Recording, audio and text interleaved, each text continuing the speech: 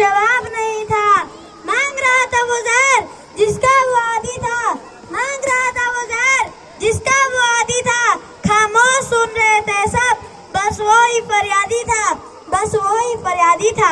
परम सम्माननीय मुख्य अतिथि महोदय जी, निष्पक्ष निर्णायक मंडल, उपस्थित अध्यापक वर्ग व मेरी वाणी की परिधि में आने वाले प्रबुद्ध श्रोतागणों, मैं लक्ष्य राजकीय प्राथमिक पाठशाला कंडाघाट 2 का छात्र आपके समक्ष भारत में बढ़ते नशे के दुष्प्रभाव विषय पर अपने कुछ विचार व्यक्त करना चाहता हूँ। आज का हमारा विषय बहुत ही मार्मिक विषय है। हम सभी के लिए तो यह सिर्फ एक भाषण प्रतियोगिता का विषय हो सकता है, परंतु इस विषय की सार्थकता उन करोड़ों माताओं से पूछो जिनका इकलौता बेटा नशे का आदी होने के कारण पल पल मौत की तरफ बढ़ता जा रहा है। वर्तमान खाक है और भविष्य भी धुआं, वर्तमान खाक है और भविष्य भी धुआं, बिगड़ी सी सोच और घना अंधेरा। ना कोई उम्मीद, ना कोई आशा, ना कोई उम्मीद, ना कोई आशा, हर तरह बस निराशा ही निराशा, हर तरह बस निराशा ही निराशा। अरे यही तो है इस नशे की परिभाषा। नशे की परिभाषा समाज अनेक इकाइयों से बनी एक व्यवस्था होती है जिसमें प्रत्येक इकाई का योगदान रहता है। अगर समाज कमजोर होगा तो हमारा देश कमजोर होगा। ऐसी ही एक बुराई हमारे समाज में फैलकर हमारे समाज को खोखला कर रही है। किसी भी समाज की रीढ़ की हड्डी उस समाज का युवा होता है। नशे की लत ने आज हमारे देश को इस प्रकार से जकड़ रखा है जिस प्रकार से एक शिकारी अपने शिकार को जकड़ता है।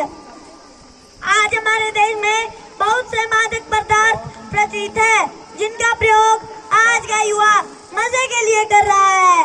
आज भांग, अफीम, चरस, गांजा, शराब, हेरोइन और चिट्टा हमारे देश के युवाओं को आसानी से उपलब्ध हो रहा है।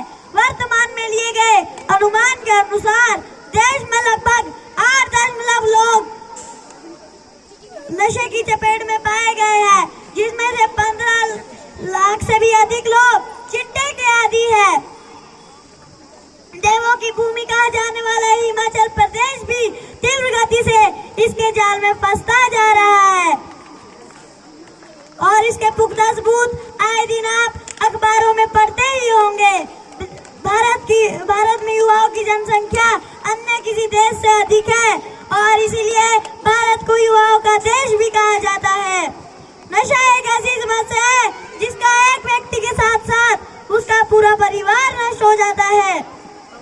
नशा जो करता है इंसान उसका कभी ना होता कल्याण। नशे की लत जो जारी है यही सबसे बड़ी बीमारी है। मेले लगते हैं शमशानों में, मेले लगते हैं शमशानों में, आज उसकी तो कल अपनी बारी है, आज उसकी तो कल अपनी बारी है। कुछ समय पहले शिक्षण संस्थानों में एक सर्वे किया गया जिसमें पाया गया कि 10वीं तक के विद्यार्थियों में से 50% विद्यार्थी ऐसे थे जिन्होंने कभी न कभी किसी न किसी प्रकार का नशा किया है। यह भविष्य के लिए खतरे का संकेत है। एक नशा किया हुआ व्यक्ति अपने लिए, अपने परिवार के लिए, अपने समाज के लिए, अपने देश के लिए एक बोझ बन जाता है। वह चोरी चकारी करने लगता है। इतना ही नहीं, वह इससे भी बड़े बड़े अपराधों को अंजाम देता है और इसका खामियाजा उसके पूरे परिवार को भुगतना पड़ता है।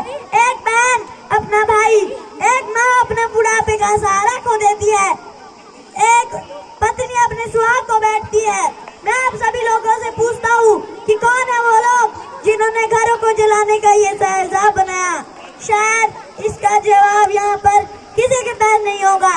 तो क्या कभी नहीं हो सकता नशा मुक्त भारत का निर्माण?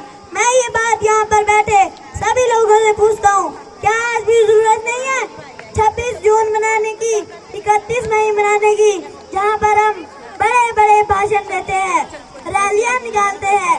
इससे ज्यादा क्या ही होगा कि हम प्रथम आएंगे। किंतु यदि कोई ये सोचकर भाषण देने जाए कि मैं कोई स्थान हासिल करूं या ना करूं, पर मेरा संदेश जन जन तक पहुंचना चाहिए। डॉक्टर APJ अब्दुल कलाम कहा करते थे, कि किसी भी देश की तरक्की और तबाही दोनों युवाओं के हाथों में होती है। अंत में मैं इन शब्दों के साथ अपनी वाणी को विराम देना चाहूंगा। ना मांगते तुमसे रोजी रोटी, ना मांगते तुमसे प्यार, ना मांगते तुमसे रोजी रोटी, ना मांगते तुमसे प्यार, बस रोक लगा दो नशे पर, सुखी रहेगा हमारा घर संसार, सुखी रहेगा हमारा घर संसार। धन्यवाद। जय हिंद, जय भारत।